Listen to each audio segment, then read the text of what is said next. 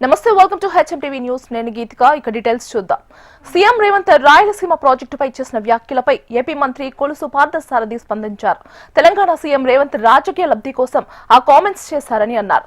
జగన్ సీఎంగా ఉన్న సమయంలోనే రాయలసీమ లిఫ్ట్ పై ఎన్జీటీ స్టే ఇచ్చిందని గుర్తు చేశారు. రాయలసీమపై జగన్ ముసలి కన్నీళ్లు కారుస్తున్నారని ఫైర్ అయ్యారు. పర్యావరణ అనుమతులను అశ్రద్ధ చేశారని మంత్రి కొలుసు పార్థసారథి అన్నారు. వాళ్ళు రాజకీయ లబ్ధి పొందటానికి ఏవైనా మాట్లాడుకుంటారు. కేసీఆర్ గారు మాట్లాడుతున్నారు. మన పార్ట్నర్షిప్ సమ్మిట్ జరిగినప్పుడు ఆయన ఇష్టం వచ్చినట్టు ఆయన మాట్లాడారు. రేవంత్ రెడ్డి గారు కూడా ఆయనకు నచ్చింది ఏదో ఆయన రాజకీయ లబ్ధి కోసం కానివ్వండి, లేకపోతే ఆయన రాజకీయ ప్రయోజనాల కోసం ఏదైనా సరే ఆయన మాట్లాడారు. అసలు రాయలసీమ ప్రాజెక్ట్ తీసుకుంటే అంటే నాకు పూర్తిగా సమాచారం మా మంత్రి గారు చాలా డీటెయిల్గా చెప్పారు.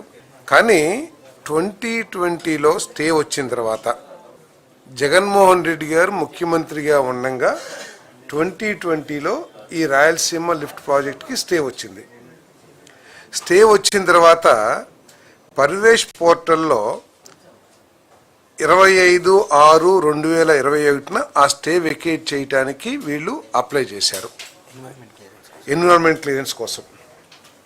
ఎన్విరాన్మెంట్ క్లియరెన్స్ బేస్ మీద ఎన్జీటీ స్టే ఇచ్చింది. సో ఎన్విరాన్మెంట్ క్లియరెన్స్ కోసం పరివేష్ పోర్టల్లో 25/6/2021 government of Andhra Pradesh, the then government of Andhra Pradesh, Rayalaseema ప్రముఖ నాయకుడు ఆనాటి ముఖ్యమంత్రి శ్రీ జగన్మోహన్ రెడ్డి గారు నేతృత్వంలో అప్లై చేశారు. అప్లై చేస్తే 19/7/2021 after detailed discussion EAC requested for additional details.